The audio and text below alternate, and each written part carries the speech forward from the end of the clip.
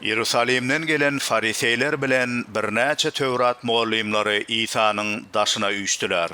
Olar İsa'nın şähertlerinden käbiriniň elini yuman nahar ip, Yahudylaryň desturuny bozandygyny gördüler.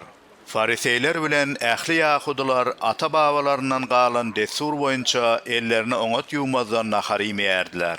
Bazardan gelenlerine de yuwunman hiç saat imeýärdiler. Şeýle de käse, gapçanak, gadanlary tämizlemek ýaly desturlary hem saklaýardylar.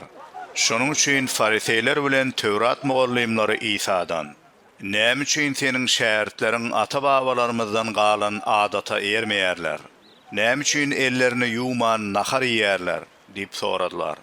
İsa olara: "İşaya peýgamber siz iki yüzlüler hakda jaýdar peýgamberlik edipdir. Ona şeýle ýazylan: Bu halk meni dilinde hormatlaýar, emma yürekleri menden uzaktadır. Biderek yere maňa secde edýärler. Taglimat diýip öwre diýenleri insan buyruklarıdır. Siz insan däp desturlaryna erip Hudaýyň buyrugyny terk edýärsiňiz" diýdi. İsa ýene olara şeýle diýdi: "Öz adatlaryňyzy berja etmek üçin siz Hudaýyň buyruklaryndan yüz döndürmegiň oňat ýoluny tapypsyňyz. Musa, ata-enene hormat goý we atasyna ýa-da enesine gargan adam ölüme höküm edilsin" diýip buyrupdy. Emma siz kimdir biriniň en atasyna "Men size kömek edip biljek däl. Size bermegi niýet eden zatlarym korbandyr. Korban Hudaýa sadaka diýmegi aňladýar" diýip aýtmagyny dogry hasaplaýarsyňyz. Şunlukda siz oňa öz ata-enesine kömek bermegi gadagan edýärsiňiz. Şeýdip, siz nesilden nesile galdyrýan adatlaryňyzyň hatirasyna Hudaýyň sözüni puja çykarýarsyňyz. Başga da şoňa meňdeş köp zatlar edýärsiňiz. Ol mähelläni ýene ýanyna çagyryp olara: "Hemmäňiz meni diňläň hem düşünüň.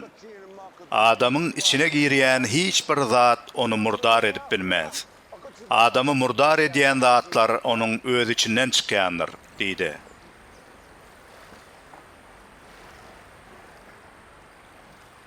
Ol mähelläniň ýanyndan aýrylyp öýe girenne şägirdler ondan bu tymsalyň manysyny soradylar. İsa olara: "Eýsem, siz hem düşüneňdokmy? Adamyň içine giren hiç bir zadyň onu murdar etmeýändigini bilmeýärsiňizmi? Bular adamyň yüregine däl, garnyna girýär. Ol ýerden daşary çykýar" diýip jogap berdi. Şeýle diýmek bilen İsa ähli iýmitleriň tämizdigini yglan etdi. Ol ýene: "Adamy murdar edýän onuň öz içinden çykýan zatlardyr. Çünki işten, adamyň yüreginden erwet pikirler, azgynlyk, ogurluk, ganhorluk, zynakhorluk, açgözlük, yamanlyk, hile, ahlaksyzlyk, göriplik, sögünç, tekebbirlik we akmaklyk çykýar. Bu erwet zatlaryň ählisi içten çykyp adamy murdar edýär" diýdi. İsa ol ýerden çykyp Sur şäheriniň töweregine gitdi. Ol bir öýe bardy we hiç kimiň bu barada bilmegini islemeýärdi. Ýöne muny gizlin saklap bilmedi. Keçijik gyzyny arwah jyny ýelen bir aýal İsa hakdaky habarlary eşiden badyna gelip onuň aýagyna ýykyldy. Ol aýalyň asly Siriýanyň Finikiya ülkesinden bolup, ol Yahudy däldi. Ol gyzyndan arwah jyny kopup çykarmagyny sorap İsa ýalbardy. İsa oňa: "Goý öňürti çagalar doýsun. Çagalaryň çöregini alyp itlere zyňmak dogry däldir" diýdi. Aýal hem: "Howa, agam. Ýöne itler hem çagalaryň saçak başyna döken çörek oňuntkalaryny ýýändir" diýdi. İsa oňa: "Bu sözüň üçin bar, gidiber. Arwah jyn seniň gyzyňdan çykdy" diýdi. Aýal öýüne baranna gyzynyň arwah jyndan halas bolup düşeginde ýatanyny gördi.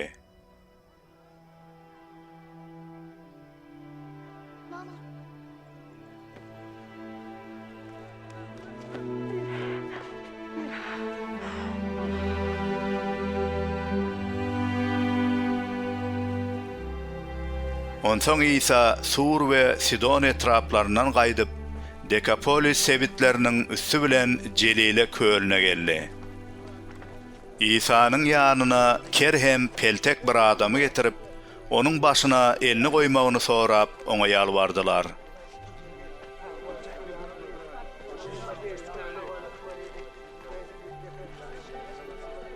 İsa ol adamy mähelläniň içinden bir çete çykaryp, barmaklaryny onun gulaklaryna sokdy.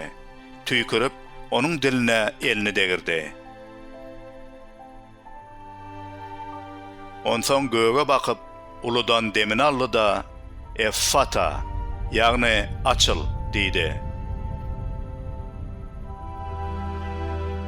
Ýanky adamyň gulaklary şo wagda açylyp, dili dürs geplemäge başlady. İsa muny görenlere bu barada hiç kime aýtmadygy tawşyrdy. Emma ol näçe köp tawşyrsa, olar bu hawary şonçada köp ýaýratdylar. Halk çaktan aşa geňirgenişip, ol ähli zadyň höttesinden gelýär.